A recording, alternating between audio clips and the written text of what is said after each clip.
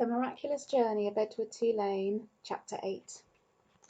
On land, the fisherman stopped to light a pipe, and then with the pipe clenched between his teeth, he walked home, carrying Edward atop his left shoulder as if he were a conquering hero.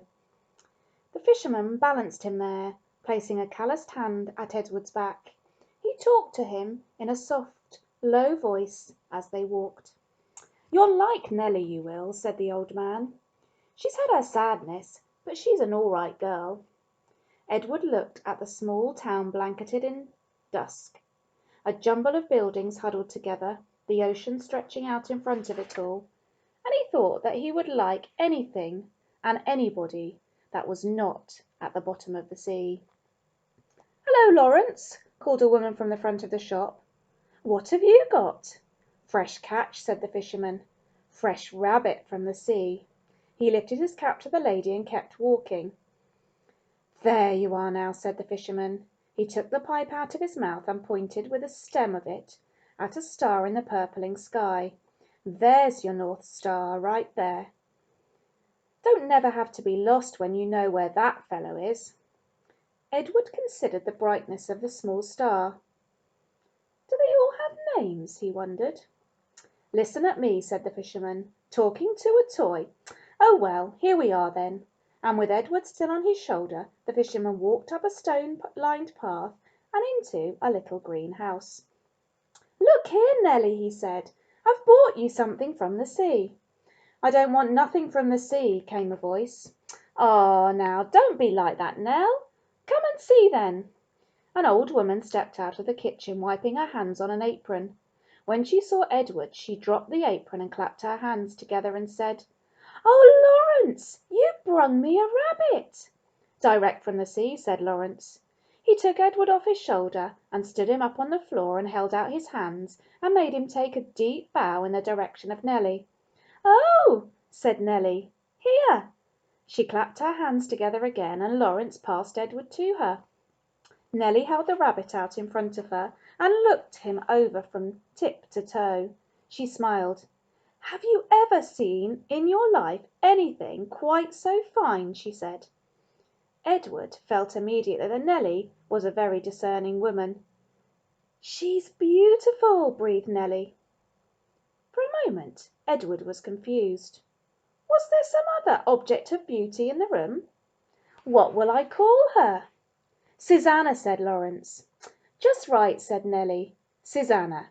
She looked deep into Edward's eyes. "First off, Susanna, we'll need some clothes, won't she?" Chapter 9.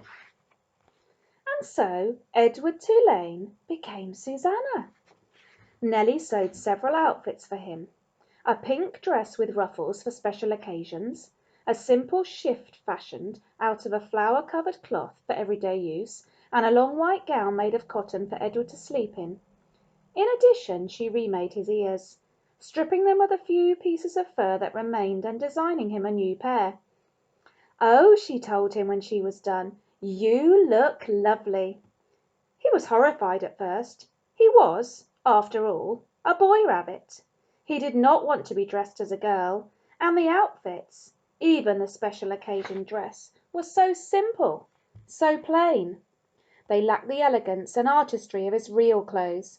But then Edward remembered lying on the ocean floor, the muck in his face, the stars so far away, and he said to himself, "What difference does it really make? Wearing a dress won't hurt me." Besides, life in the little greenhouse with the fisherman and his wife was sweet. Nellie loved to bake, and so she spent her day in the kitchen. She put Edward on the counter and leaned him up against the flour canister and arranged his dress around his knees. She bent his ears so that he could hear well. And then she set to work, kneading dough for bread and rolling out dough for cookies and pies. The kitchen soon filled with a smell of baking bread and with the sweet smells of cinnamon and sugar and cloves. The windows steamed up, and while Nellie worked, she talked. She told Edward about her children, her daughter Lolly, who was a secretary, and her boys Ralph, who was in the army, and Raymond, who had died of pneumonia when he was only 5 years old. "He drowned inside of himself," said Nellie. It's a horrible, terrible thing. The worst thing, to watch someone you love die right in front of you and not be able to do nothing about it. I dream about him most nights." Nellie wiped at her tears with the back of her hand. She smiled at Edward. "I suppose you think I'm daft, talking to a toy, but it seems to me that you are listening, Susanna." And Edward was surprised to discover that he was listening. Before, when Abilene talked to him, everything had seemed so boring, so pointless. But now the stories Nellie told struck him as the most important thing in the world, and he listened as if his life depended on what she said. It made him wonder if some of the muck from the ocean floor had got inside his head and damaged him somehow. In the evening Lawrence came home from the sea, and there was dinner, and Edward sat at the table with the fisherman and his wife. He sat in an old wooden high chair, and while at first he was mortified, a high chair, after all, was a chair designed for babies, not for elegant rabbits, he soon became used to it. He liked being up high, looking out over the table, instead of staring at the tablecloth, as he had at the Tulane household. He liked feeling a part of things. Every night after dinner, Lawrence said that he thought he would go out and get some fresh air, and that maybe Susanna would like to come with him. He placed Edward on his shoulder, as he had that first night when he walked home through town, bringing him home to Nellie. They went outside, and Lawrence lit his pipe, and held Edward there on his shoulder. And if the night was clear, Lawrence said the names of the constellations one at a time. Andromeda, Pegasus, pointing at them with the stem of his pipe. Edward loved looking up at the stars, and he loved the sounds of the constellation names. They were sweet in his ears. Sometimes, though, staring up at the night sky, Edward remembered Pellegrina, saw again her dark and glowing eyes, and a chill would go through him. Warthogs, he would think, witches. But Nellie, before she put him to bed each night, sang Edward a lullaby, a song about a mockingbird that didn't sing, and a diamond ring that wouldn't shine, and the sound of Nellie's voice soothed the rabbit, and he forgot all about Pellegrina. Life, for a very long time, was sweet, and then Lawrence and Nellie's daughter came to visit. Chapter 10. Lolly was a lumpy woman who spoke too loudly and who wore too much lipstick. She entered the house and immediately spotted Edward sitting on the living room couch. "What's this?" she said. She put down her suitcase and picked Edward up by one foot. She held him upside down. "That's Susanna," said Nellie. "Susanna!" shouted Lolly. She gave Edward a shake. His dress was up over his head and he could see nothing. Already he had formed a deep and abiding hatred for Lolly. "Your father found her," said Nellie. "She came up in a net and she didn't have no clothes on her, so I made her some dresses." "Have you gone mad?" shouted Lolly. "Rabbits don't need clothes." "Well," said Nellie. Her voice shook. This one seemed to. Lolly tossed Edward back on the couch. He landed face down with his arms over his head and his dress still over his face. And he stayed that way through dinner. "Why have you got out that old high chair?" shouted Lolly. "Oh, don't pay it no mind," said Nellie. "Your father was just gluing on a missing piece. Wasn't you, Lawrence?" "That's right," said Lawrence without looking up from his plate.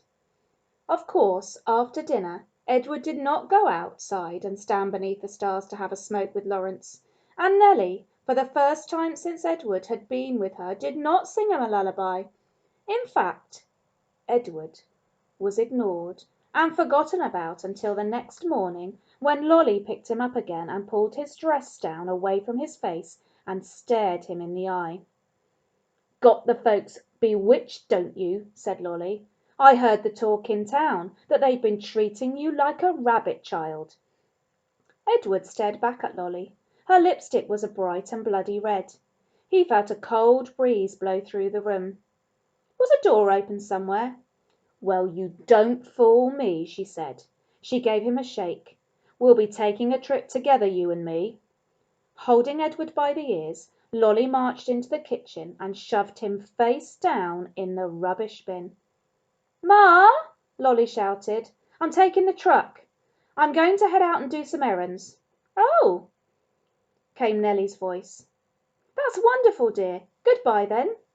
"Good bye," thought Edward as Lolly hauled the rubbish bin out of the truck. "Good bye," Nelly called again, louder this time. Edward felt a sharp pain somewhere deep inside his china chest. For the first time his heart called out to him. It said two words: "Nelly." "Lawrence."